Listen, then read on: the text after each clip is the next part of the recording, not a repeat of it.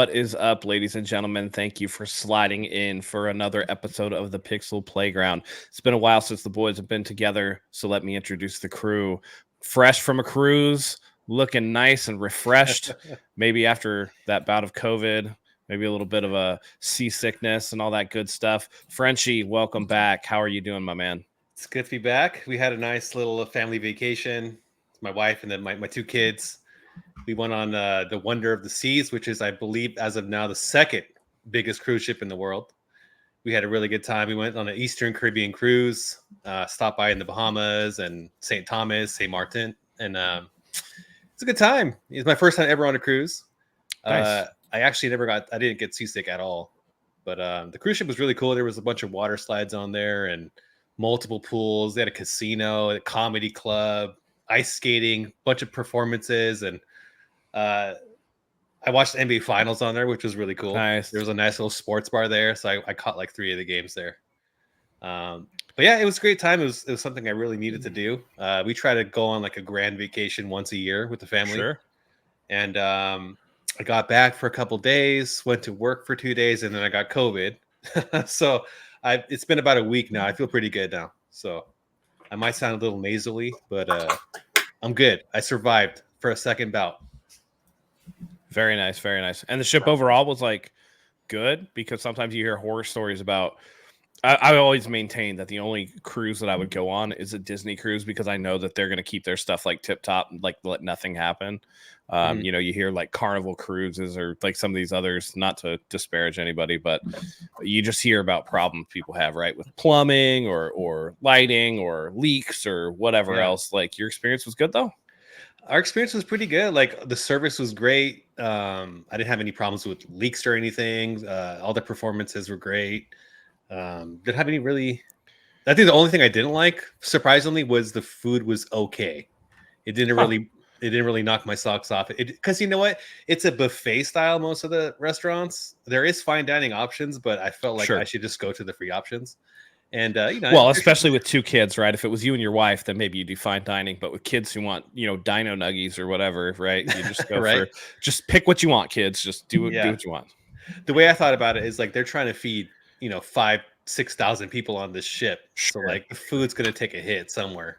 Yeah. The quality of it, you can't have it all hot, fresh, and ready for everybody. So it is not Little Caesars, no.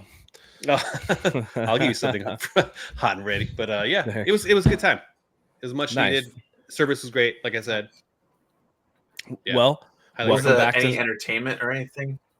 Any shows that they had? Or the first night they had like this aqua. They had an aqua theater, and they had these like diving performances with like this really cool music in the background. Bunch of girls dancing and stuff, and there was another ice skating performance. We went to the comedy club and saw like a 45-minute set, which was pretty funny. And there were some other shows, but those are the only ones that we made it to. Nice. Yeah, it was actually really good. I was really impressed with the shows. Very cool. Very cool. That's awesome. Yeah. Well, proving that he is still out on the ocean and surfing those waves, it's Tory Pines. Tory, head in the clouds, body in the ocean, swimming with the men in the gray suits. How you doing, man? Dude, I'm surviving. There's been a lot of shark attacks lately, to be honest. Have you heard of that? Too many for comfort, right? Yeah, dude. Too many for comfort. I'm like, I'm going to Nicaragua at the end of July, so we'll didn't like a famous surfer get hit in Hawaii recently? Yeah. Gosh, what is it? His name's escaping me right now, but he was in like a bunch. I feel like it started with a T, like Tamaho or something like that. Yeah, he was in Blue Crush. But yeah, he got attacked by a shark out here and died.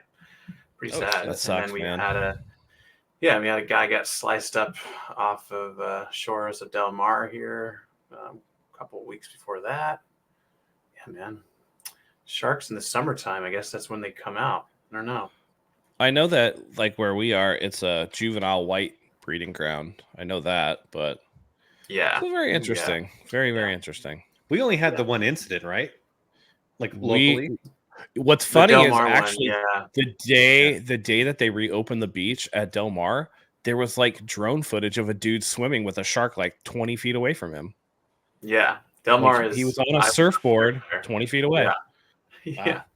I will not go out there at all. I do not. And there's the North County, like San Diego swim club, and they swim out there. And I'm like, dude, you guys are out of your mind. I've swim out Moonlight Beach and all these places here, but I won't go out Del Mar. No, sir. Is that too far north or? No, Del Mar's south of here, south of Encinitas. Sure. Okay. So you go in the beaches in North County. You don't go that far south. No, I'll go to Black's, like La Jolla Shores, but I won't go to Del Mar. I stay up here. Is there like Cardiff, Swami's? Yeah. You know, what makes those safer though than some other place? Is it just like, is it shoreline differences? Is it like I shelf think the reef of and the okay. If you look at like I mean, we had a bite out at Fletcher Cove like 15 years ago or something. They were telling me about it. Mm-hmm. And anything, I feel like anywhere where there's a vast amount of space, like if you look at Del Mar Beach, it's just like a shit ton of beach. If you look at Fletcher Cove all the way down to Del Mar, crap ton of beach. But as soon as you get to the north of Fletcher Cove where Seaside Reef is, it's a reef. And then Cardiff Reef, it's another reef. Swami's, it's another reef. So like these reefs that make these wave breaks, like the sharks aren't really, I don't know, there's not as much space to like, swim around looking for munchies. For sure. Well, that's cool, man. Just a theory. Yeah. Listen, I'll go surfing, but only if it's in Kelly Slater's like wave pool thingy. No sharks. So there is a chance. Freshwater so lake. I can get you on a board. We can do it. There is a chance. It's not a great chance, but we'll up like $5,000. Yeah, we'll work with it. I would look like a complete doofus if I tried to surf. I've never tried it. I probably would have a really hard time standing up. What about stand-up paddleboard? You don't have to be in the water. I could probably do that. I could probably get the hang of that. Yeah. But you would have to teach me. There's no way I could do it. I would love to do that. I would have so much. That would have so much fun, man. That'd be super fun. We should do that. Yeah. Well, cool. Sweet. Glad everybody's doing well. Nothing a lot. I mean, not a lot going on in my situation. My daughter finished her like first swim lessons or whatever. That was cool, but doesn't understand words, so it's hard to get her to do the things they want her to do. You kind of just put her in a position and see if she will tolerate it or not. But she's getting used to the water. Did you do the thing where you just let her float and she naturally like floats on her head and she's we tried that. She doesn't. Yeah, I've seen those. Yes, she doesn't like it very much. And you try not to like traumatize them too much. She does well in the water, but I don't want to change that. No, we had them like kick, and you have them like try to like you position them on their stomach and you put a toy in front of them and see if they'll either like splash their arms or like kick their legs or whatever. And it's just getting them used to the motions that they have to do. You get them used to like dunking under the water, submerging their ears, and different things like that. So it's all very, very elementary type stuff. Mm-hmm. Yeah, he's so cute, bro. I appreciate you putting her on me, just like, oh man, I got this baby. Oh yeah. Me. Did you go to the? How was the housewarming? I couldn't make it. It was good. It was hot. It was hot, but there was wind. It was windy outside. It was once we opened up. So these houses, especially because downstairs we have like two air conditioning vents for like that space downstairs. It's perfectly fine when it's like just me and the family, but we had like over 30 people there. So then when you have that many bodies in that space, you just can't cool that down. And once afternoon wind here always picks up. So once it got windy, we were able to open everything up and it got more comfortable. But yeah, it was good. Yeah. Tori was just there, just kind of hanging out. And I think you were like had something in your hand. And I was just like, look, here, hold my daughter. Like just put her right on him. Like that's how it goes. So I was just like, okay. Just like so awkward, but dude, she's so cute. She just stares at me and I'm just like, hi. Yeah, she's awesome. She's just trying to figure it out. But yeah, other than that, everything's going well. So let's jump into the games and what we're playing. Let's start with you, Tori. What do you got going on these days?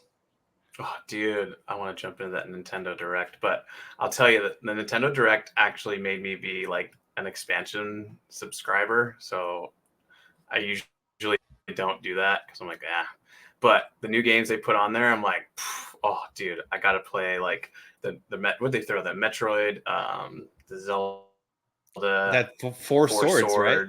Yeah. But when I jumped on, Four Swords, I tried to play that. I found like a group of people, but dude, I think these dudes were like in the Philippines or something because my internet connection was trash. So I was bummed because I really wanted to play that. I remember when that came out and I was like, I wish I had a Game Boy Advance and I could play this like with my friends. But yeah, they released like Perfect Dark and Turok and the Metroid Zero Mission, pretty much a remake of the original. And they made it like N64 mature games, like 17 plus or whatever. So that's funny. But I jumped into Golden Sun, and that RPG is dope. I don't know if you guys ever played Golden Sun, but that is a really cool, fast-paced, like old school RPG. I love it. And then my brother, I got him to play Nier Automata. Oh gosh. He bought a Steam Deck and he's been playing it, and he's been like messaging me and telling me all this stuff. He just got the first ending, and he didn't realize there's like multiple endings, and he's like super into it right now. And I love it because I've been motivated to go back to it, and I got all the weapons now. Now I need to upgrade them, and as soon as I upgrade them, then I can get the last ending that I need, which is the Y ending, and I'm stoked. So wow. So My I'm question, just happy to talk with someone about it. my question is, why are you still playing it? Jesus Christ, dude. Yeah, he's like, I can't wait to get the Y ending. Just stop playing it. Really beat it 25 times. Yeah. Honestly, I'm not like a treasure or a trophy hunter. I don't think I've ever 100%ed any game in my entire life. And if there is a game I'm going to do it with, it's definitely going to be Nier Automata for Sounds like sure. It. Are you playing on PlayStation or Switch? On Switch. On Switch? Okay. Yeah, because I beat it on PlayStation, and I mean the graphics are better, frame rate's better, but Nintendo. Resolution's better, audio's better, screen size is better, controller is better, load times are better. But no, they did. The port is amazing for it being on the Switch. I'm like, wow, I can't believe they did this. How well it looks. So yeah, so I've been jumping around a bunch of games. Nice. Very cool. Very cool. Now, Frenchie, you were off in the ocean and, out there. I don't know if you got time to play anything or if you just really did it unwind, but what are you playing? I know we're going to talk about one of the things that you are done playing. Yeah. But yeah, what do you got going on right now, man? I actually saw you on PSN earlier playing Daxter. Yeah. So I'll go into why Daxter, I'm playing that game. That's old school, bro. I love it. Yeah. So Daxter was a game I never played. It was a PSP game. And I just wanted something chill. I heard it's an easy plat. I'll just kind of run through it, get some trophies, and just have a chill time. I always like platformers as a comfort food, collecting things and making jumps and whatnot. So I didn't play much on the cruise itself, but I had this plan that as soon as I get back, I'm gonna run through some Elden Ring, New Game Plus, and just make sure I qualify for the DLC because you're supposed to have beaten Mog and Radon. And I was really lost because I had started New Game Plus, but I don't know how far I went into it. Mm-hmm. So I accidentally ended up beating the game again. So I just went through the whole thing, and I finished New Game Plus, and I prepared myself for the DLC, and I finished Shadow of the Erdtree just the other day. That's going to be our main topic today. Yep. So we'll save that for a little bit. We'll save that. Yeah. So other than Erdtree, I just jumped into Daxter, and I'm just kind of chilling out with that. It's nice. It's okay. It's an okay game. Sure. The PSP, I don't know what kind of emulator they're using, but they sharpen the image quite a bit. It looks really That's cool. It looks clean because I'm also playing it on the Portal, so it's not stretched out on this giant 65-inch TV. So it actually looks pretty decent. I'm having a good time with it. Very cool. Awesome. Very cool. I am between a couple games now. Not going to bother talking about Fortnite. I'm going to play that until my nephew decides he doesn't want to spend time with me anymore. And then I'll probably still play it. Still training for Evo. And Bison came out on the 26th. So I've been just, touching base with that a little bit. So yesterday, as of the time of this recording, yeah, he came out yesterday. Really cool character. Does a boatload of damage. Has some weaknesses in areas that I don't feel like are too bad. I think he's going to be like a strong character. Different though, different. So not a pure charge character. His scissor kicks, instead of being charge, are actually a quarter circle forward motion now, which is a little interesting. And a lot of his gameplay revolves around these like psycho bomb setups. So he has like psycho power or whatever, and he'll do an attack where he'll plant a bomb inside the opponent. And if you're able to combo and time it right, the bomb will explode at the end of like a hit, putting them in a juggle state. You could do like juggle combos and stuff. So it's cool. It's really cool. Having fun with that. But Evo being what it is, I like to compete and everything, but I just couldn't stay away from Elden Ring, Shadow of the Erdtree, also playing that. I just finished the second legendary boss, I would say. Yeah, I think so. So yeah, so obviously my playtime is limited on my days off because I have my daughter, and so it's limited to when she's taking a nap, that I can kind of fit that in. So I'm just slow rolling my time with it. I did take a couple days prior to Shadow of the Erdtree coming out to get reacclimated to the base game and the mechanics and the controls, because sometimes the controls are a little wonky. With going back and forth. Me and my friend tried to play GTA Online like not too long ago, and that control scheme is just like god awful. And I'm just sitting there looking at it like, dang man, I really made it through GTA 5, 4 and whatever else, Red Dead 2, with some of these like busted ass controls, where it's like you jam the X button to sprint. Now I'm used to like shooters or whatever, where you click in like the thumbstick and that's your sprint, or you hold like R1 and that's your sprint. But like having a face button is sprint. And it's the same thing with Elden Ring, where the circle is actually the sprint button. And so one thing that I've noticed that helps is having my sprint button. So using the pull it out right now, the Elite, the PS5, you got the DualSense Edge. Yes. So I actually have the back buttons here, and so for Elden Ring, I'll have the left one set as the sprint button, the right one is the jump. So I can sprint and jump without having to take my thumbs off the sticks, and being able to use the swing and attack buttons, liberally. So that's helped out. But I like the DLC so far. I'm a little, we might as well transition to the topic right now since we're going to talk about it. Yeah, just do it. Overall impressions. We're going to talk about Shadow of the Erdtree. I don't think we're going to get too spoiler heavy into the game.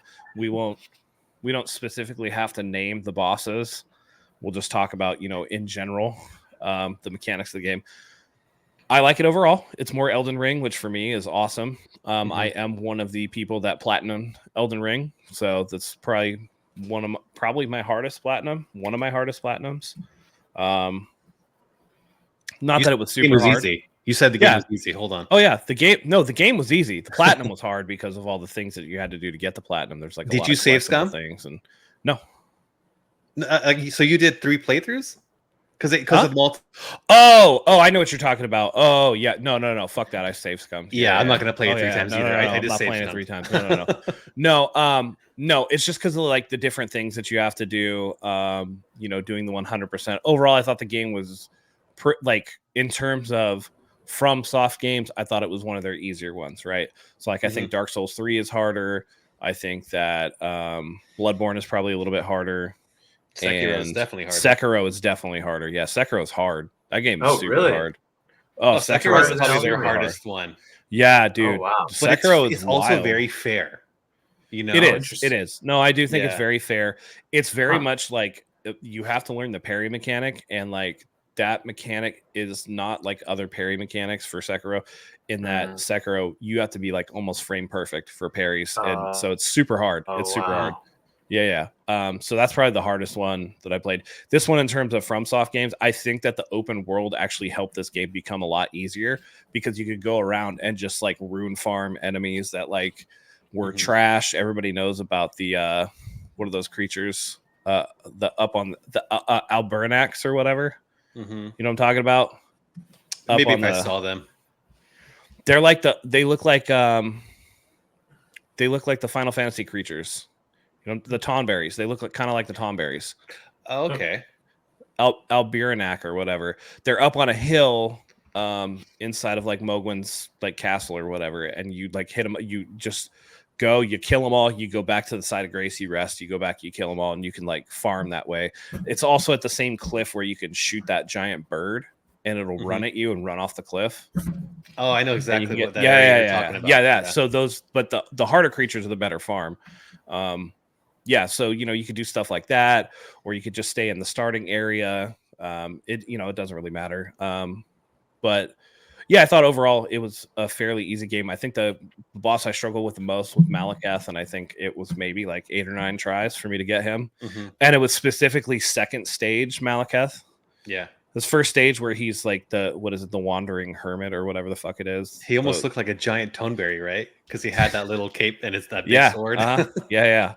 And then cape comes off and he gets kind of wild. So, had to be very careful with that. Yeah. I didn't think Millennia was that hard at all, to be honest. Her first phase was the hardest phase of it. But and people will complain. Listen, I'm going to just put this out there right now. If a company puts something in the game and you use it, that doesn't make you lesser than. So I definitely use mimic tiers. Yeah. And you know what I mean? Like that's just how it is. And then they have that, what is it? Shabiri's Woe or whatever, that you put on the mask, you do the mimic has all your gear on, and that mask makes the boss aggro the person wearing the mask. So you put it on the mimic tier and then you take it off of yourself, and then Millennia would just aggro the mimic tier. And I just melted the shit out of her. It just, yeah. Once you get past that first phase, second phase fight is super easy. So yeah, there was so many different ways to make Elden Ring easy for yourself. It's very accessible. I've seen videos of people doing that Kamehameha, like it's like an incantation. Oh yeah. And they're just like melting the boss from the beginning to the end. I'm like, how? Like, have you seen the new thing for Shadow of the Erdtree? No, what are people doing now? Oh, the lightning perfume. You could two hit the last boss. Oh wow! I wish I would have known that. Yeah, I would have done that. I don't even care. Yeah. Oh my god. But this is something like a process that I go through with the games. Where I might get to the final boss and be frustrated with it for a little bit, but I like to lab things too. Like as a fighting game player, you go in and you see what works. It's just like for a while. It was, I'm going to use Rivers of Blood because Corpse Piler, and in the early playthrough, I'm still using Rivers of Blood and using Corpse Piler for like the main enemies, but then I'll switch to the Great Katana with the overhead stance, and I have high enough poise where I don't get interrupted very much, and then I'll put on like Scholarly Armament to do magic damage and blah, blah, blah, blah, blah, blah. You go through this whole thing, and you just start seeing like what works against what, and different enemies are different. So the first boss that I fought, I wasn't having an easy time with I died once, and I kind of figured out that the way that he was doing things was, first of all, I didn't know that you were supposed to use the summon. Like there's for the first boss of the DLC. Yeah.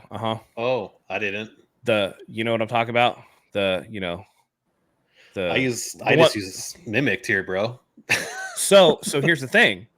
If there's outside of the boss, there's 2 spawns for it's like Finger Knight Leda and something else, right? And if you summon them both, the boss will scale up to having 2. But what I did the second time I went through was I summoned the Knight, and then I summoned the Mimic tier also because it lets you summon both. And they just aggroed the boss, and I literally didn't even swing at the boss. All I did was use Erdtree heal and run in. And for the summon that you have, it can't heal them, but your Mimic tier you can heal with spells. So I just kept healing my Mimic tier, the Mimic tier aggroed her aggroed that creature the whole time. And then I was able to do that. I did that with the second boss right off rip, and so the second boss I beat in one try with minimal. Yeah. So, and it, like I said, is it making it too easy? Sure, but they put it in the game, so. Yeah, I mean, there are purists out there that don't use Mimic tier or don't use sorceries or don't. Those people are assholes. Those people are stupid. You know what my problem is with these kind of games is I don't explore or experiment at all. once I find Yeah. like something that works for me, like for Mhm. me, I'm like a sword and shield guy, Sure, strength sure. or dex build, and then I'll just keep that for the entire game. I won't switch it ever around. If I'm ever like in a boss fight, that's like, you know, it might be easier if I had some magic on me or something. I won't even Mhm. switch it. I'm just too stubborn, or maybe it's just because Yeah. I just want to go through it the way I know how. And Sure, you know, no, and that's certain cases that can make it easy for me, and some certain cases it'll make it a lot harder. sure. Yeah, I And definitely don't mix around. yeah, and I do think that, getting into that, but I do think that, like, compared to my play style for games, I do feel like you're a bit of a bulldozer in comparison to me, Mhm. because you're such a completionist that, like, you're just like, I'm Yeah. full speed ahead, I'm charging through this shit. Like, I don't even give a shit. I just want to get this platinum trophy and then I'm out of here, right? Whereas I'm like, I don't care if me personally, I don't care about platinum trophies. I'm not a trophy hunter by any stretch. Yeah. My thing is like, I want to beat games and have fun beating them. And then my big thing is once the story's done, I kind of lose interest in the game. Elden Ring being one of the like rare examples where I just felt like there was such cool stuff and story stuff that you could get from the side characters. So, Millennia and, some of the, and like Mog, the Lord of Blood and some of these others that you could go through. Yeah. Even doing like the White Mask Vare storyline was like really fun. And you go through these things that aren't necessarily critical to the main game, but that provides some narrative satisfaction. And so when a game is done narratively and there's nothing left to explore, like I'm not going to play it anymore. I'm not going to just do it for, for the lulz or whatever. Not a trophy hunter, but yeah, like I just think that I'm very like my style is I'm trying to break this game. Like, I don't give a fuck, dude. If it looks cheap, if it does whatever, if it's gonna let me not have to bang my head against the wall like Kai Cenat and play the base game for 166 hours and die like 2,000 times, that's what it's gonna be. Because I don't want to do that. That's not fun to me. So if I can break a game and I can find like the cheese, I'm gonna cheese it up, dude. Like I don't even care. Yeah, I think my total playtime for the base game and the DLC combined is about like 96 hours. And I think you're on a better path than me because yeah. I finished I platinumed the base game in like 92 hours. Okay. And I'm like 4 or Well, 5 that's hours including in. New Game Plus. So I beat the game New Game Plus as well. So like that's everything. Yeah. Like 2 playthroughs. Yeah. So like and I think you're just want for where a lot of times where like I was just exploring every corner of the map, right? Because the one time that I did, and Tory Pines is getting on his cam site. The one time that I I was looking did up From find something Software really games. cool. Oh yeah, Well, I can Is tell your you all of favorite them. From Software Uh-huh. game at all time? Is Elden Ring the best one? You guys would say? It's probably not even yeah, it's probably not even top 3 for me, honestly. Whoa! I would say it's top three. 3. I would say it's top 3 for me. Okay. But not my favorite. Bloodborne's my favorite. Dude, I beat feel like- Bloodborne. I beat Bloodborne. Oh, you did? I Oh, did. shit. Nice. I didn't even know did. you played Nice. that. Dude, I really wish beat- they would I- do a 60 Good. FPS upgrade for that shit. Yeah, or so everyone wants that. Yeah. That's So the only one the I've reason ever I don't have Elden Ring in my top 3 is because Bloodborne is like the one that started it all for me. So like that Yeah. holds a special place in my heart. Dark Souls 3 was pretty stinking good because it was right after Bloodborne.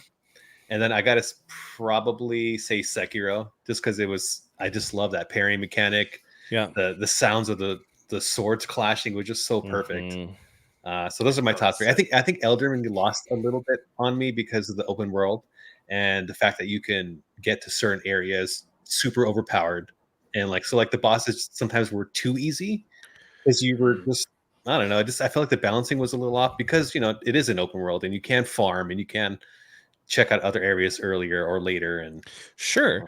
I also hold, so for me, it's Sekiro is my favorite. I would say Elden Ring probably my second favorite, and then Damn. I'm sorry, Bloodborne my favorite, Elden Ring my second favorite, and Sekiro my third. I Bloodborne is amazing. They need to redo it. Yharnam, like just the setting and the aesthetic is just like immaculate. And that's why I was disappointed that I didn't beat the like Lies of DLC? P more. For the old Bloodborne? hunters, yeah, hell yeah, Yeah. Yeah, for Bloodborne, did you beat the DLC as well? Yeah. yeah. Of course you This is did. a really I good haven't DLC. beaten the DLC. Oh, I need to download that. Maybe I need to do that. I actually Yeah. think From does much Alright. better with their DLC for the most part because they understand the mechanics of the game that they've already made, and like they get time to kind of go back. And anyway, no, I would say for Elden Ring though, the reason why I like it so much is because of the open world. And what you said is true. You will get to some areas where you're just one-shotting everything, but also you'll stumble into things like right off rip where you shouldn't be there, you know.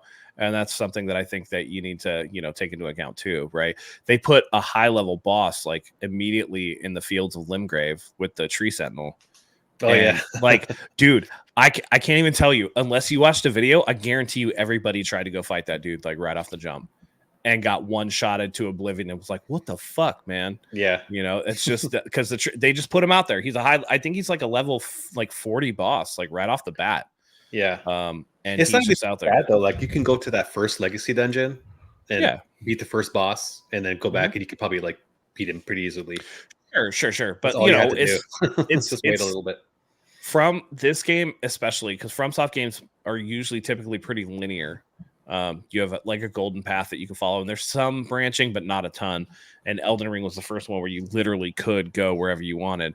And so I think that when people have these games, and just games in general, where you have fields of enemies, your first inclination is to be like, oh, I'm gonna like take these fools out. Like everything here should be okay for me. Even in a, you know, FromSoft game, you're very rarely going to get overwhelmed with the linear ones, like right off the bat. You'll die to the bosses because they're really, you know, they're really out there. And you got to learn their patterns. But the general enemies and stuff, while they're dangerous, you shouldn't be getting overwhelmed by them, right? Once you learn the game's mechanic. But this one, it's like, no, you're going to run to the Tree Sentinel and you're going to get whopped, like right off the bat. You know, you're going to run to, you know, this skeleton or whatever they are. You're going to hit it and it's going to turn into a giant fucking bear and then you're going to die. Like, you know, that's just stuff you don't expect. So that's where I thought it was cool. And I like the lore of the game. I think it's pretty cool. And the creature design is pretty sweet. But yeah, the DLC so far, the most disappointing for me is that they didn't clean up the technical stuff. It still doesn't run steady 60, which is super disappointing. Yeah. I think that, you know, some of the camera gets a little in its own way. Like you'll be out in an open field and there'll be like a tree or something, and you do like a dodge roll or a jump, and then the tree just like pixelates in front of you and your eyesight, and you can't see what's going on. Yeah. Or you walk into a boss room and your character's just standing in front of you and you can't even see the boss, right? You're just trying, like, you know, the second boss or whatever is getting like carry-on swords ready to like fire at me, and like I can't even see it because I'm just looking at the back of my dude. You know, just technical things like that. You have like the great katana has a sheath on the back of my armor that like clips through the cape that I just can't stand the way that it looks, and just, you know, little things like that. But overall, like, I'm enjoying it. Frenchie, why don't you tell us about how you do too much of the grind and work too hard at a game, and then, like you said, bulldoze it and don't try to find an easier way. Let us all, you know, revel in what made you, mind you, ladies and gentlemen, made this man make a conscious effort to snap his Elden Ring PS5 disc when he was done playing this game. So I didn't snap it out of rage. It was a conscious decision. So I don't want you giving that shit to Tori. I thought that was fake. Yeah, you could have. No, so like I wasn't like raging. I wasn't fuming. Like, oh, I fucking hate this shit. No, I said, you know what?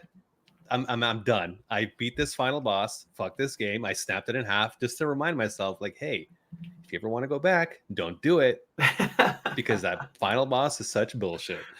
But anyway, I'll get to that part. Back to that technical performance stuff you're talking about. The third boss, I went through it with him.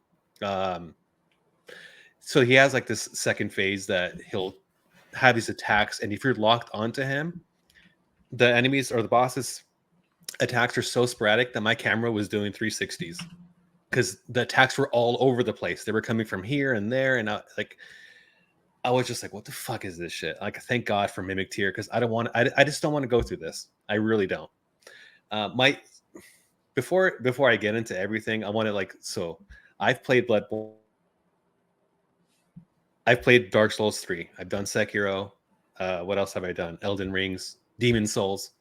And from like other like Souls-like games, my experience is like Lies of P, Lords of the Fallen, Remnant 2, Mortal Shell. So I have pretty good experience with these kind of games.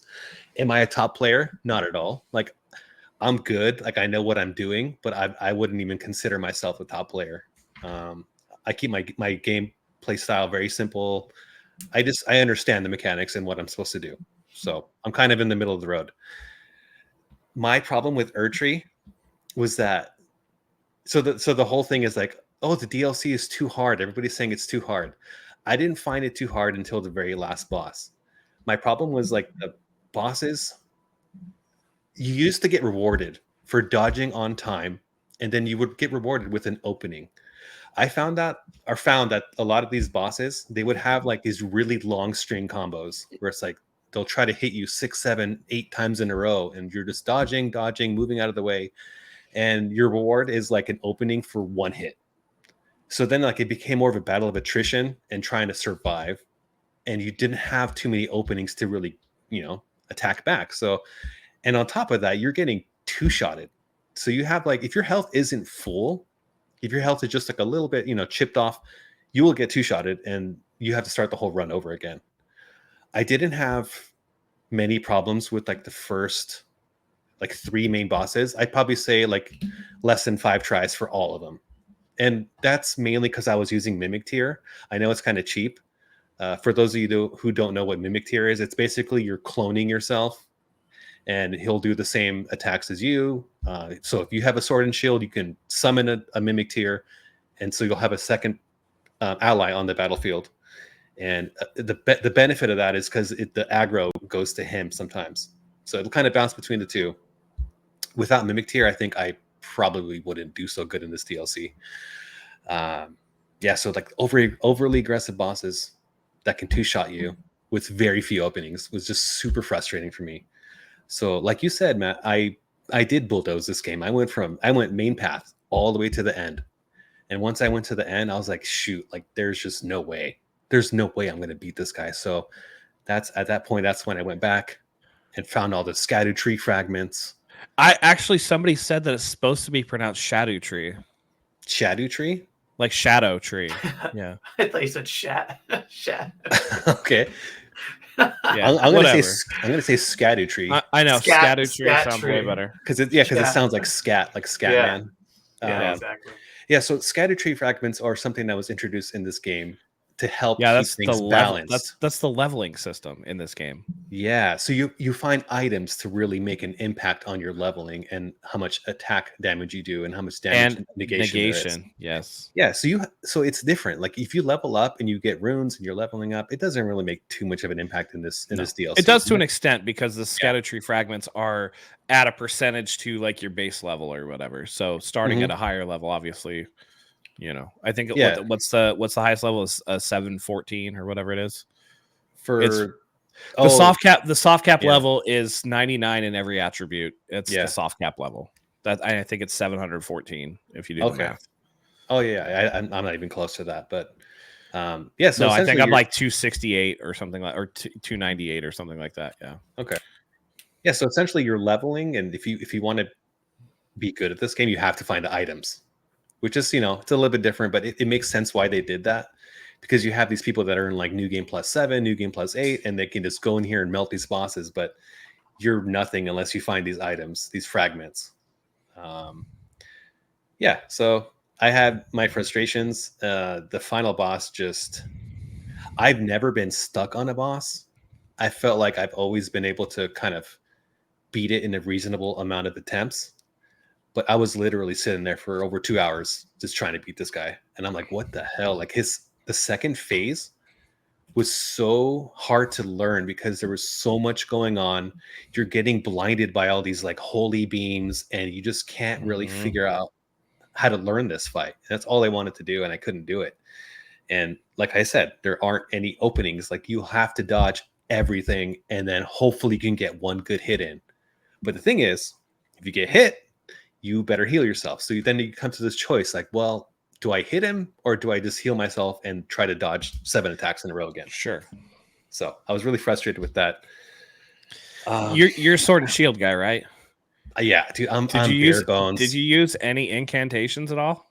Nothing, dude. Oh I my am god. See, simple. this is why you hate the game. This is why you think it's hard. Because like I use incantations that will give me like 90% physical damage negation, where the bosses don't do shit. And then I go there and just melt them away. And this is where you run into the problem, is because you like to play it just the one way, right? You're like I'm stubborn. I said I was stubborn. Platinum or nothing guy, right? And you grind. Same thing with Final Fantasy VII Rebirth, and you're like, this platinum's hard. I don't think it's hard. I just think it's unnecessarily long. No, you're Right? wrong. And you're doing things in a specific. No, how would you know? You're stubborn and you play the same way. No. I'm talking about the Rebirth Platinum. It's long and it's hard. Yeah, I know, but you play in a certain way. Like I'm gonna cheese the fuck out of that shit. You know what I mean? Like I'm gonna go through the battle whatevers and I'm gonna cheese it. I'm gonna do the most damaging shit. I'm gonna go right online. I'm gonna look at all that shit and I'm gonna do it. Because I don't care. You still have to execute it though. You can find a cheese tactic, but you still have to execute it. I can execute one frame links in fighting games. I can execute all kinds of shit. But I'm just saying, like, I'm not going to sit there and just like, why make it so hard? Just do some incantations, damage negation, and then you have more opening to mess with the boss. You know what I mean? Like, you could build up stuff like Scarlet Rot, or you could build up bleed, or you could build up, whatever else, fire damage or whatever.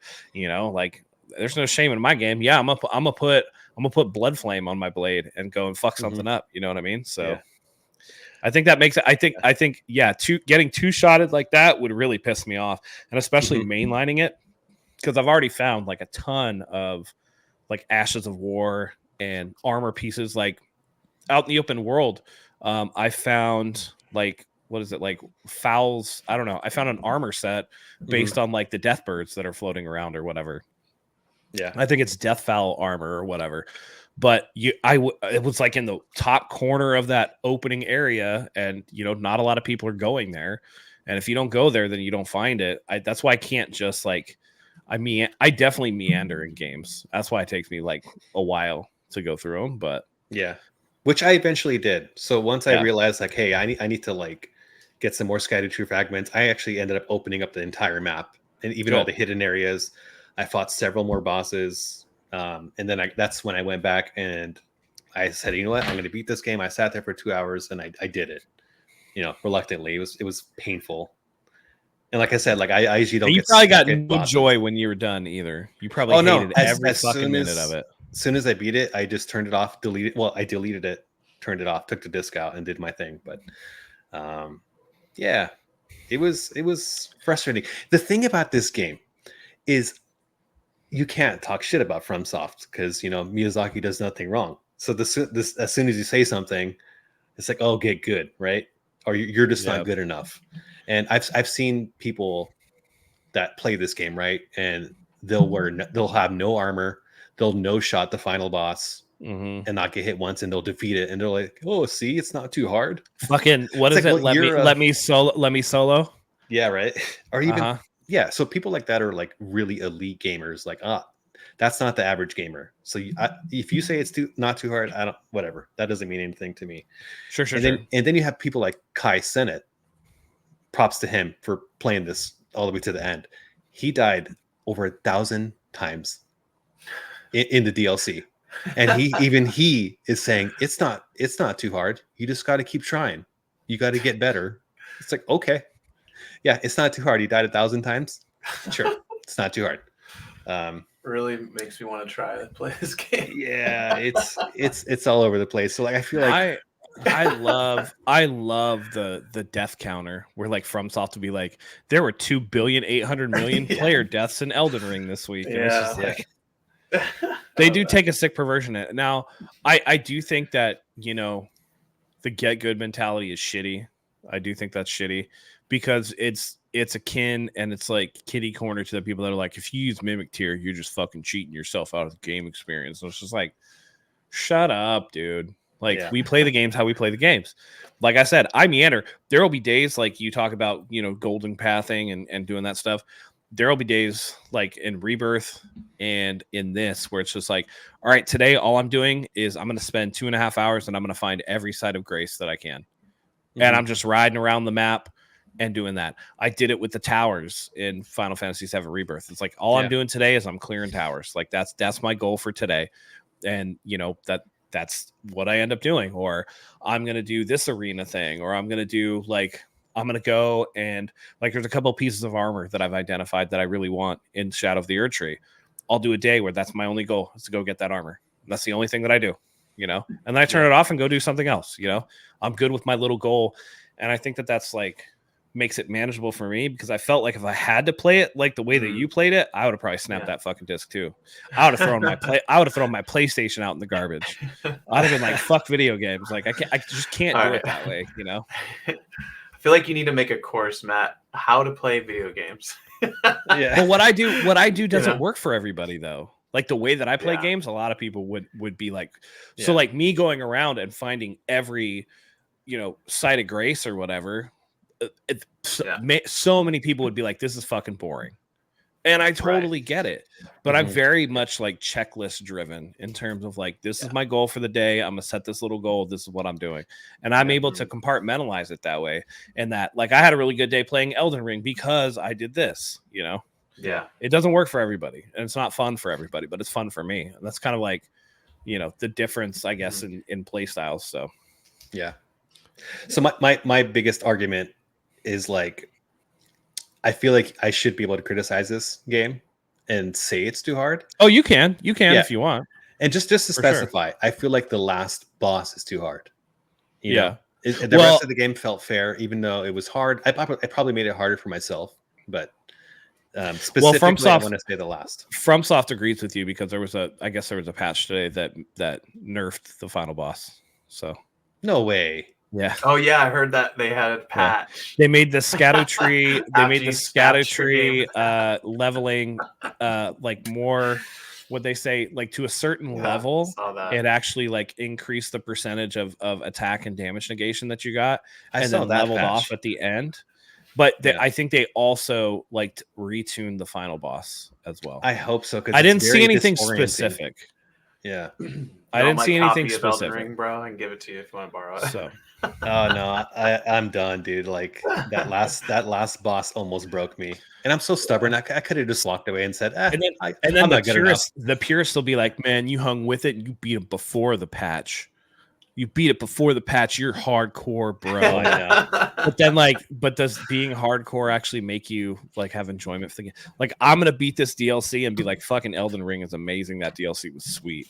Whereas you're like, that last boss was too hard, and it made me hate the entire fucking experience. Yeah, you know, it did. It kind of did.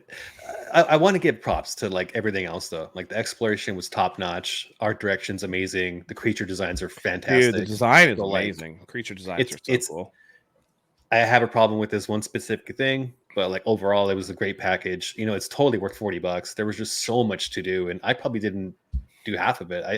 I've explored every area and I fought numerous bosses, but I'm sure there's like 50, 70, 60, whatever, how many bosses in the game that you can kind of go through. Will add this one caveat to me not being a trophy hunter.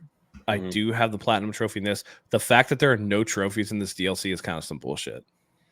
That's from software though. Like, I think the only time they did it was for old hunters. I get it, but like this game is like half the size of the base game. That's a huge piece of DLC. It's huge, man. It's probably the biggest DLC I've ever seen. Right. It's I like you. Even if it's a secondary trophy list, like if you do it like I think Colin Moriarty said this, where it's like you do Infamous Second Son and then Infamous First Light, and First Light is almost like it's standalone with its own trophies. That's my last critique. But yeah, I think overall another W from not final boss notwithstanding. Good package. Tori, if you ever get around to it. Can I ask one question? One question. What, without spoiling, what is an Erdtree? It's the giant tree that powers the land. Oh, okay. It's the big yellow one, the big one? Yes, that's the Erdtree. If you ask me about any lore in this game or any kind of like story or side quest, I don't know jack shit. I skip everything because I play these games to challenge myself. I want to know if I can beat these bosses. This is why I just don't care.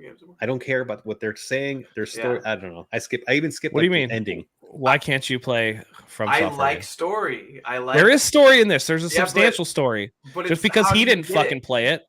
Why didn't he read it? Why didn't he get into the story? It's because you have Because to he search doesn't for want it. to. The way Yeah. the story is delivered is very fragmented, and you have to search it out. It's not told to It'll you. be Okay. NPCs that give you a side quest that takes you Okay. to That this was like in Bloodborne too, scroll, right? and then the you read the DLC, yeah. scroll, and the scroll gives you this, and All right. this is about Mikola and how Mikola betrayed all the people, Okay. and blah blah blah blah blah. Yeah. There's So it's definitely much- a story in it, though. Yeah, a lot of depth. George it sounds like. R. Martin helped write this story. Oh yeah, I did hear. Oh about yeah, that. I totally forgot Yeah. about that. That's pretty cool. Yeah. Yeah, I forgot about that. Okay. Yeah. Well, all right. Well, All right. Yeah, I'm sure you're bored with this topic, Tori. So let's move on to something that you actually like. We're gonna let you shine. We're gonna Corey. very briefly, for like 5 minutes, touch on the Nintendo 5 Direct. minutes. I need like 10 minutes, bro. Come on, like at least 10 or 15 minutes. This is your Let me just moment, tell you what I'm Tori. excited This is your moment. Carry I us. want you. I Nintendo want Direct, you. Nintendo Direct. Let's hold on. Let's keep this to a point where like I don't want to go like stem to stern. This could be very much like we did the Xbox thing. Pick out your standouts, man, and let us know. Just tell us overall what you thought of the Nintendo Direct, and pick out your standouts. Go ahead. Okay. Hold on. Make sure I can pull up a blanket and a pillow so I can fall asleep. I got my lazy boy chair on. I'm gonna lean back. I'm kidding. Actually, this was a Okay. very strong Direct. Very, very good. This is a very strong Direct. Thank you. It was a was. lot of really cool announcements. It was awesome. I mean, I'm not a huge fan of like the Mario and Luigi RPGs. Like, I still need to beat, the Mario RPG. I've never beaten the Paper Mario game. I'm excited to play, whatever 1,000-Year Door and all that stuff eventually when it comes out. But the games that are sticking out to me, Fantasian. I am so happy that they're bringing Fantasian to the Switch, only because this represents a new relationship with Hironobu Sakaguchi, like the originator of Final Fantasy. He was the director and story. The father of Final Fantasy is coming back. He was the director and story from Final Fantasy 1 all the way to Final Fantasy 10, even with 10-2. Ever since he's been gone, there's this big thing that like Final Fantasy series has been kind of shit since he's been gone. And it's true. He frontlined Chrono Trigger. If it wasn't for him, we wouldn't have Chrono Trigger today. So this game with Fantasian coming to the Switch with Under Square represents that he might be coming back to do maybe another Final Fantasy game in the future. We don't know. So that is what I'm extremely excited for. Plus, I want to add something to that. It looks really cool. Yeah, sure. Also, Nobuo Uematsu is doing the music. Oh yeah, which is a huge deal as well. Wait, for Fantasian, like the remaster, it's like Neo Dimension. No, I forgot about that. It's not a remaster. Isn't it a brand new game? It's a brand new game. Oh, I don't know. It's called Fantasian Neo Dimension. Maybe it's a. I thought they were porting it from. I thought they were porting it from Apple, the Apple games. So I don't know. Well, yeah, I think it was on other platforms, like but like it's not a remake or anything, is it? It's its own original game. Right, but I think it was on the Apple Arcade before. So it's a port. It was on Apple Arcade. Yeah, but it's a port that they're enhancing and adding like controller stuff to. Okay, because it was meant to be like a touch screen style. Yeah. So not a remake, but not a straight port either. Yeah, and if you look at the style of the game, like it looks like you're playing like a Final Fantasy VIII or Final Fantasy IX with the CGI backgrounds and stuff. It looks sick. I mean, the main character does look pretty cliche, but I don't know. I'm just stoked that he's back with Square in some realm, because he went off to do Mistwalker and he made like, what did he make? He made Lost Odyssey, Blue Dragon, Last Story, and then Fantasian was like the last game he did. So yeah, that's like probably the most excited I'm about right now for those for the Direct. Moving on, Dragon Quest III HD 2D with the unveil of the HD 2D with the 1 and 2. I am super happy about this because I beat the first one, started the second one, but with the third one, it's a prequel, right, to the first and second.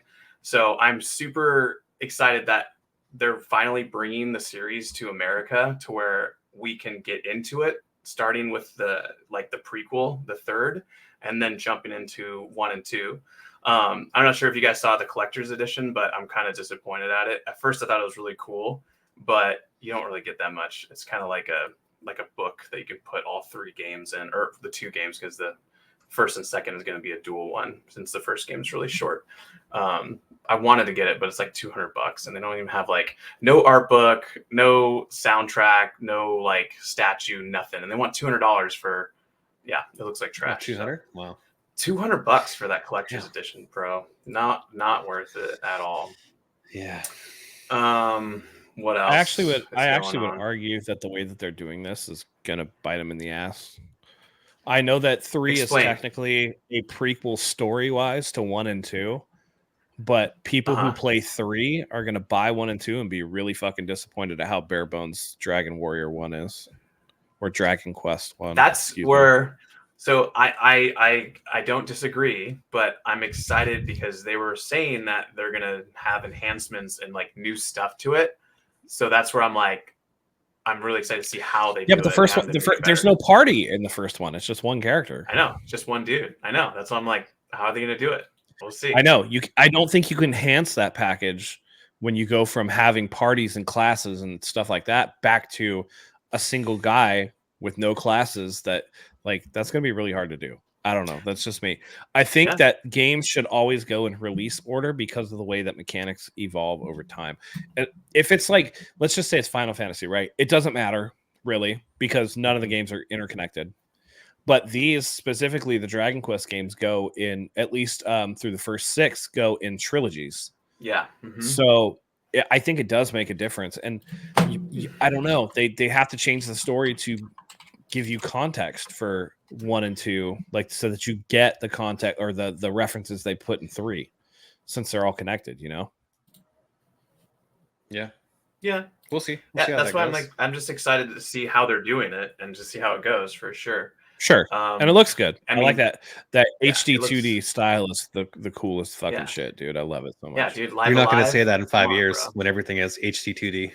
Everything's going to be looking like Octopath Traveler and Live Alive. I know. I think it takes a special team to be able to do that. I don't think it's easy to do. And that's why you don't see a ton. You see Square essentially do it and not a lot of other people. Yeah. I think the closest I would say is that Star Ocean game, Second Story R. Oh yeah. It kind of has that HD 2D look to it. It does. Sure. Not exactly. But if you think about most of them, you have Octopath Traveler, you have Live Alive, you have this one. They're all Square games. Yeah. They're all Square games, so we'll see.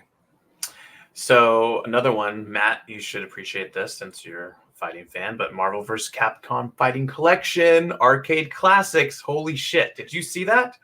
That whole collection is insane. They haven't released Marvel vs. Capcom 2 since Xbox or I don't know, PlayStation. It was on the 360 arcade, I think. It was on PS3 as well. I still have it installed on my PS3. It's still there. Yeah. But physical edition, they haven't had that since forever, bro. No, for sure. Amazing. And I just wonder what it was. I don't know. Maybe it's the Japanese connection or what, but the fact that Capcom decided to announce this game on the one platform where nobody's going to fucking play it is hilarious. So, okay, here's my theory. Because there's so many good games coming out that I think with Switch 2, when they come out with, I think it's going to be called Super Switch 2, whatever. But there's going to be a backwards compatibility thing with upgraded graphics, 60 frames per second for all your old games or something like that. Enhanced online play to where it's going to be more accessible. Because I know online with Nintendo Direct is trash. I just experienced it. That's why you should buy it on Steam or PlayStation. It'll be there. I'm getting it on Steam. Yeah. No, I don't disagree, but I'm a physical collector, and yeah. So I mean, I'll double dip because I want another Marvel. I want Marvel vs. Capcom 4. You know. Yeah. So, yes. And Infinite does not count. Marvel vs. Capcom Infinite is not a numbered one. So. I liked Marvel 3 as well, but Marvel 2 is just the pinnacle of the pinnacle. Yeah, you know what I mean? Soundtrack was sweet.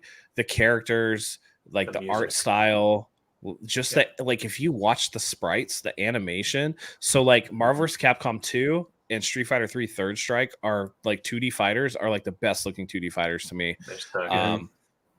Recently, I would say that Guilty Gear Strive looks amazing, but yeah, that has some Guilty like Gear is 3D amazing elements in looking. it, and I Yeah. would love for Street Fighter to go back to that style, like a Guilty Gear Oh, that'd be Strive like so sick. style, or like a Dragon Ball Fighters style, Yes. where it's Mhm. more Mhm. hand animated, right? Like Yeah. I would like that. You know, not that Street Fighter 6 isn't cool, and you know, getting to see Cammy's Yeah. Gyat in 3D is great, amazing, but 3D.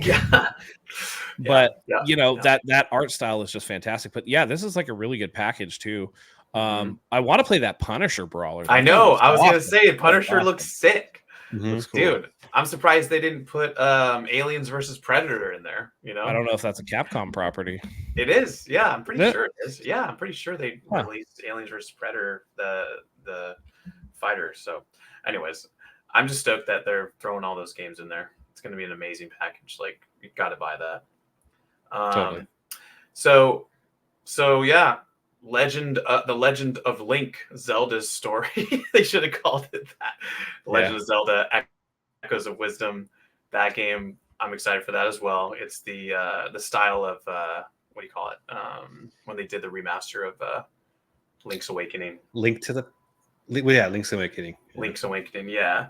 So I think it's cool just because it's taking the ideas from like Tears of the Kingdom and being like, here's a wand, Zelda, go make some shit happen. And so new puzzles and stuff. That looks really cool. Probably won't be like a day one purchase for me, but I'll definitely check it out eventually. That's where like I think it looks more like a traditional Zelda game, which is like for as much as I love Tears of the Kingdom and Breath of the Wild, I miss the old school Zelda style game. So this looks like a return to that, and I'm on board with it. I like it. Yeah, a little chibi art style is cute too. So we'll see. Yeah. Ace Attorney Investigations Collection. Matt, I know you're a big fan. And these are the ones about Miles Edgeworth that have never been released outside of Japan. Yes, correct. And he's like, he was a bad guy, right, in the first games? Not a bad guy. He was a prosecutor in the first game. Okay. So by nature, because Phoenix Wright is a defense attorney, then Miles Edgeworth is like, you know, the guy. But he was one of the few like prosecutor characters. He becomes friendly with him in later games, and he didn't try to like illegally do. There are some that like will obfuscate. I don't know. I just love those games. I think they're awesome. But that's cool. Yeah, definitely some suspect prosecutors going on, and he's like the most buttoned down too. Some of them in later like times get ridiculous. Like there's one with a samurai sword that will just like slash his samurai sword in the middle of court, and you're just like, what the fuck are you doing, man? You can't do that. So. Yeah, this looks cool too. The day one purchase for me on this. So. Oh really? Okay, cool. That's awesome. Oh yeah. Yeah, I'm gonna get. And I have all these games on Switch. Collection. This is one of the few series that I will play on the Switch because it comes there first. Yeah. Do you have the collection for the first games? I have those. I have the Apollo Justice trilogy. Oh wow. I have. Yeah, I pretty much. I have the Professor Layton stuff on DS. Yeah, I have them all. Oh wow. The cool thing about Switch games is like you could buy a day one or day 1000. It'll always be $60. Not true. So you don't have to worry about my it. friend. No. That's only true of the first party games. This is a Capcom game. It'll come. Yeah, like that Donkey Kong Country Tropical Freeze is still $60. 10-year-old game. No, there's always deals. That's why you gotta subscribe to Wario64 on Twitter. Deals. Always looking for it the goes down to deals, 40. bro. Or you jump on Play Asia and they have it for like $20 off usually because it's the Japanese version and it's cheaper. So, or you could really stick it to Nintendo, just buy it used. Yeah, you can do that too. That too. I know. I'm still looking for a used copy of Octopath Traveler. So I think it's not. I do feel like Nintendo is a little bit anti-consumer at times. I really do. They just know they nickel and dime the shit out of you, man. They do for everything. They're the Disneyland of video games, bro. I remember. No. they're the Six Flags of video games. Let's get out of here. Anyways. Right? Like the property's cool. They got the Looney Tunes property. Those are all amazing characters and shit. Mm-hmm. But none of the equipment is as good as Disneyland. You know what I mean? Okay.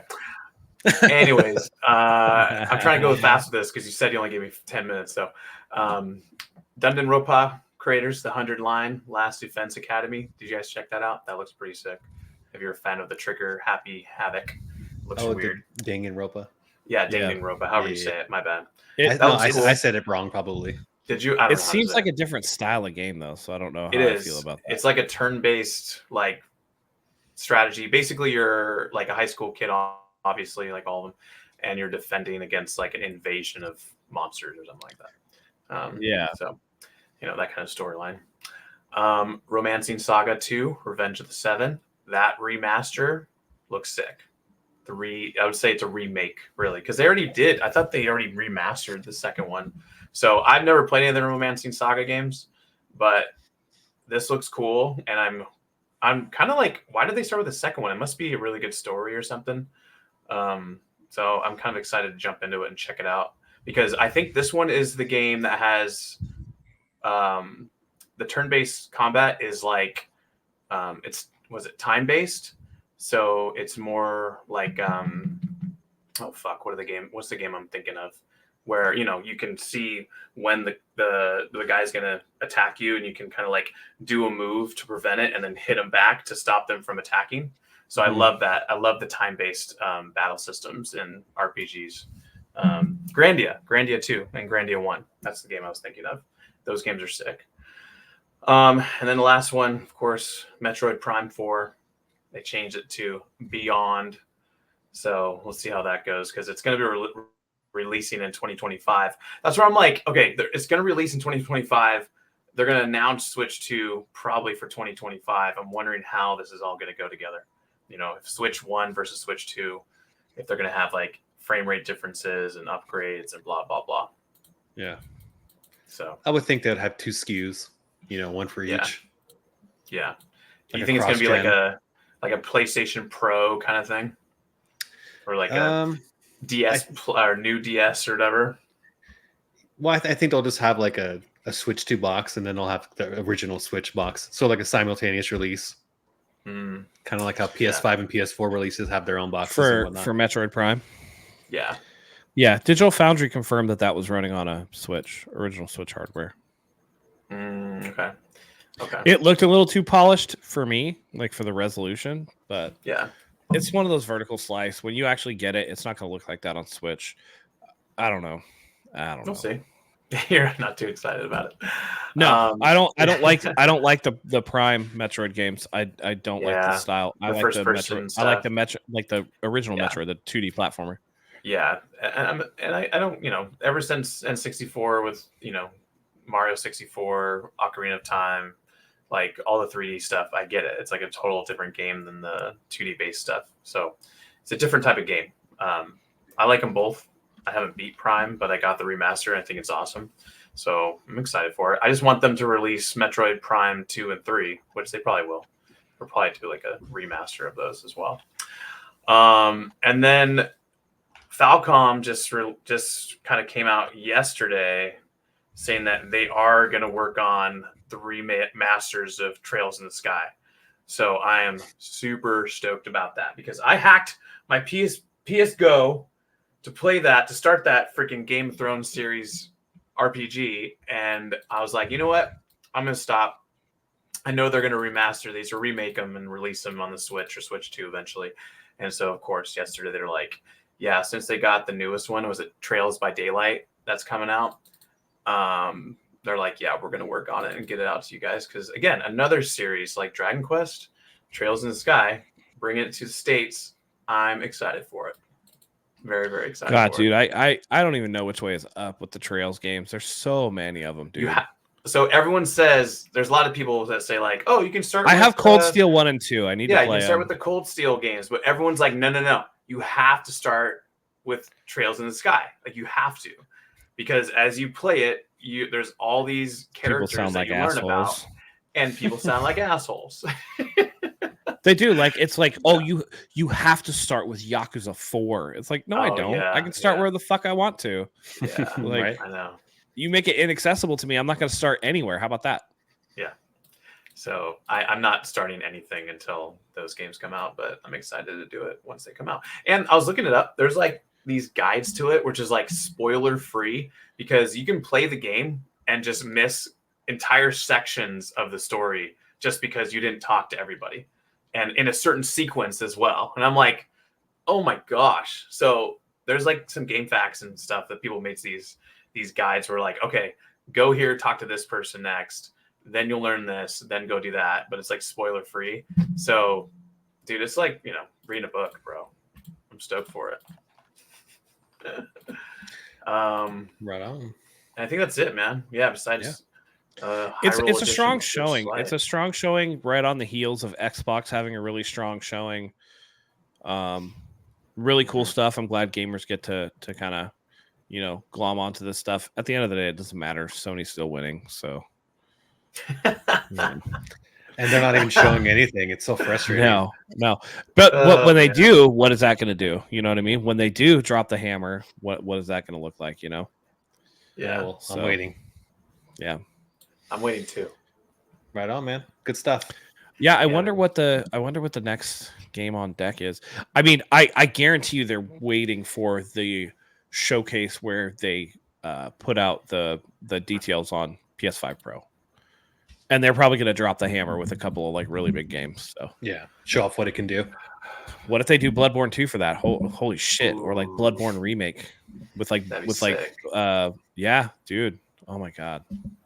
I'd play You know what I'm that. saying? Like Adding the DLC to it as well.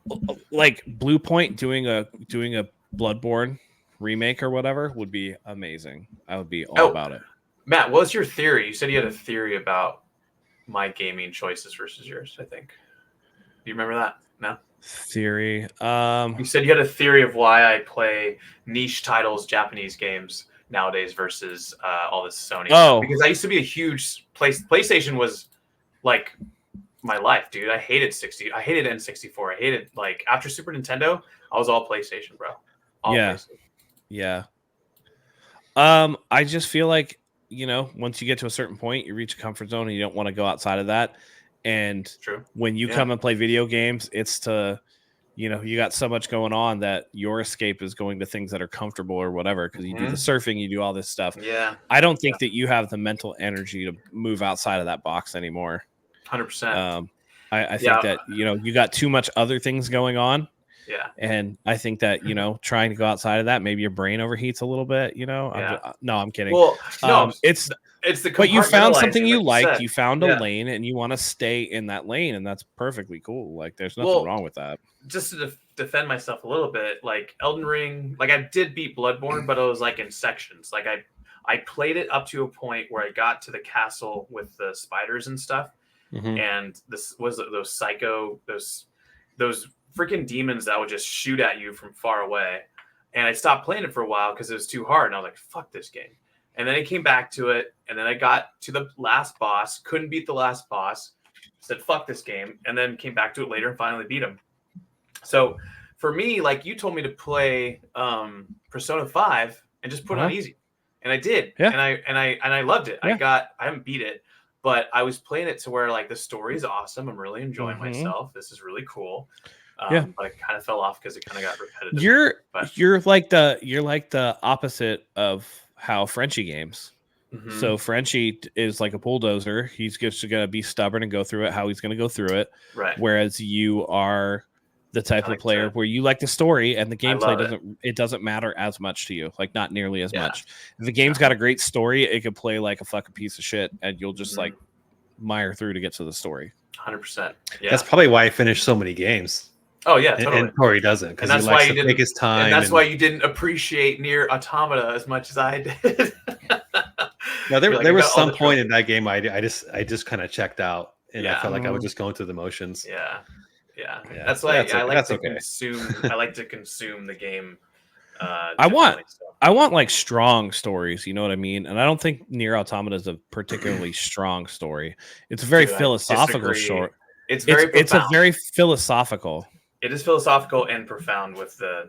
I mean, in terms of story, I get it. It is there is cliche stuff, the ending that you got has carried you up to the 25 others. Okay, if you've already admitted that if you hadn't gotten that profound ending, that probably hit you at a time in your life where that's exactly what you needed to hear. Yeah, but that's not going to be everybody. And to me, if your story is only that profound situationally, then it's not it's not an especially profound story. It's philosophical, sure, but everybody's philosophy at a different moment is in a different stage of time. You know what I mean? YouTube search Nier Automata and you'll see countless videos of people talking about that story and saying how it impacted their lives in a positive way. I can find countless YouTubes on anything right? Rule 34 of the internet, like that's a thing. I don't know what you know? that. I don't know what that, bro. But I get it. I think that you need to take your lips from around the cock of this game and just like Yoko Toro's cock. Oh no, dude. This is Toro. this is your Bad you boy. sound like a FromSoft like Frenchie was saying earlier, Miyazaki can do no wrong. Like that's not true.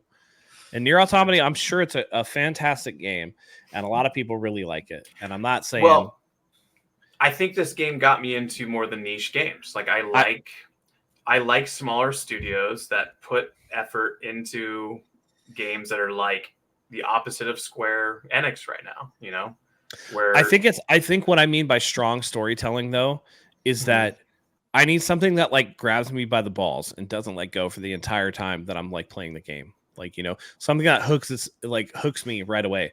Nier Automata doesn't do that. It takes you Chrono over Trigger, an bro. hour to get Yeah. any actual story beats. That's you have true. to play It is an a slow hour. burn. Mhm. Yeah, and so you don't It's a hook slow me. burn in the So, start. perfect example for me where I'll fight through some of the like stuff that I don't like is Final Fantasy 16. Because the beginning of that story is fucking sweet, Yeah. dude.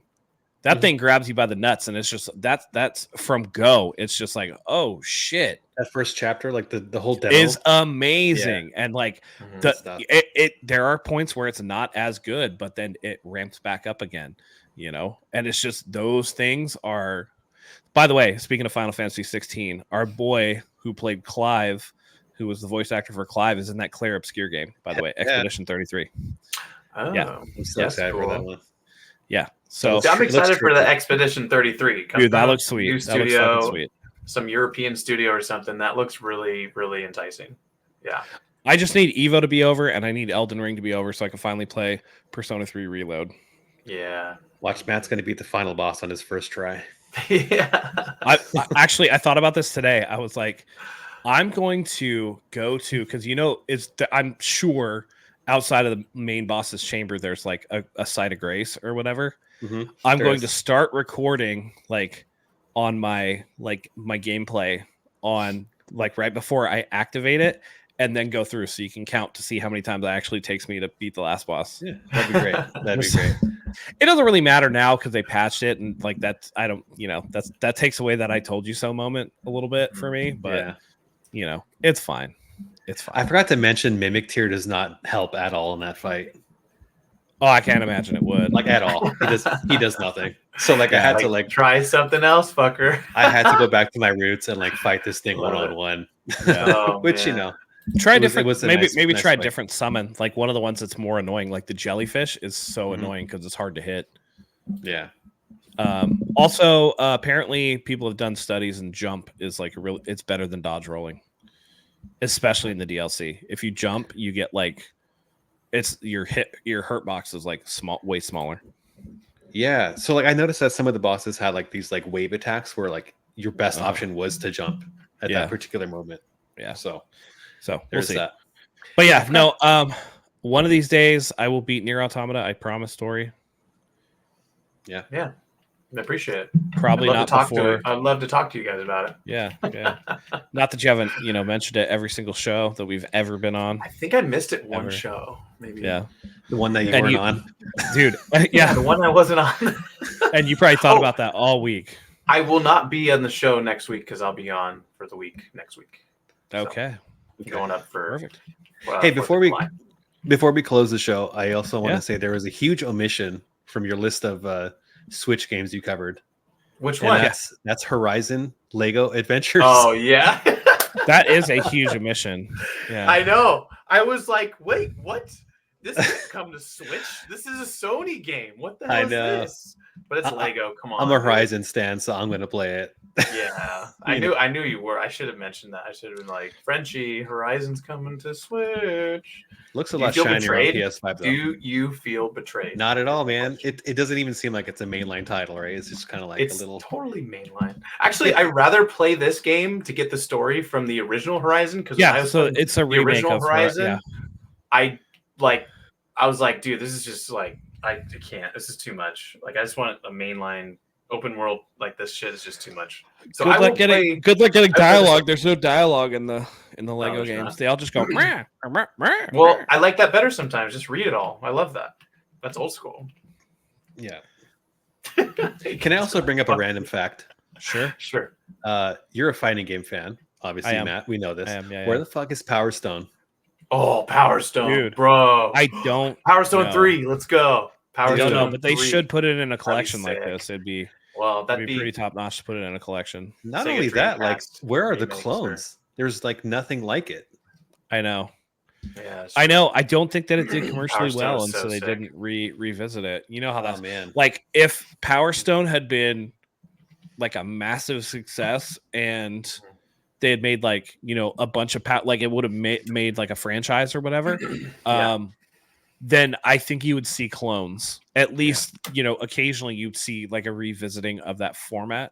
I don't think that it did well, so everybody's like, all right, fuck it, that didn't work. So You know what might work if they ever decide to make PlayStation All Stars Battle Royale 2, just have it in a Power Stone kind of like format. Because a lot of the PlayStation games are 3D, right? So like it would make sense to have your characters move into 3D space. And it'd be really cool to have like a 4-player fighting game like that. Like we just don't have that anymore. I would say it's probably like one of the Dreamcast's best games. Oh yeah, dude, Dreamcast was a fighting game machine, dude. Mm-hmm. Loved it. That was actually home for I think Third Strike was on it, and I know that Marvel vs. Capcom 2 was on it, and they were like really good. They were like generally considered like the best ports. It came out there first. Like it came out Yeah, the PS2 later. They were the most arcade accurate port. Was it on the Sega Dreamcast. Saturn? Was Marvel vs. Capcom 2 on the Saturn? I don't No, it think came out way too late. It was Marvel vs. Dreamcast. Capcom 2 came out in I think I want to say I don't even know. Like 2000, I think. Yeah, I think Dude, we're so old. I So know. fucking old. I know. Why do we do this? Let's see, Marvel vs. Capcom 2. Release date. Yeah, March 2000. Yeah. Wow. Yeah. So Yeah, man. Nice school. amazing though. I'm looking forward. Dude, the fact that they put like hit boxes and hurt boxes and have a training mode for it, it's gonna be so sweet. I'm just gonna learn the most busted ass infinite combos. Because that game, like for as Broken, good and as isn't beautiful as it is, it's super broken, dude. Yeah, that's what so they're broken. saying. It's so broken. All those Do you think old they'll games fix are it? broken. Do you think they'll not break? You'll unbreak it, like make it different. But then you would like re-break something else. That's true. Every time you take something away and add something in, you get something else. Pardon me. Whew. We're getting there, right, fellas? 9:30. I know. Just as soon as I said we're old. I know. Big old fat yawn. I hit. Yeah, but every time they patch something, something else inevitably breaks, and you get something completely unintended. That was a big problem with Marvel vs. Capcom 3, where there used to be like TLC, like team TAC, like infinites, where you get team assist infinites, and then they took those out, and then there were other infinites that were unintended, and I don't know. They just like Marvel vs. 3 was super broken. Marvel vs. 2, I think, is even more broken. So it's gonna be interesting to see, but I'm excited about that one. I'm excited about a lot of these Nintendo games, to be honest, and more than I thought I would be. Don't give a fuck about Luigi's Mansion though.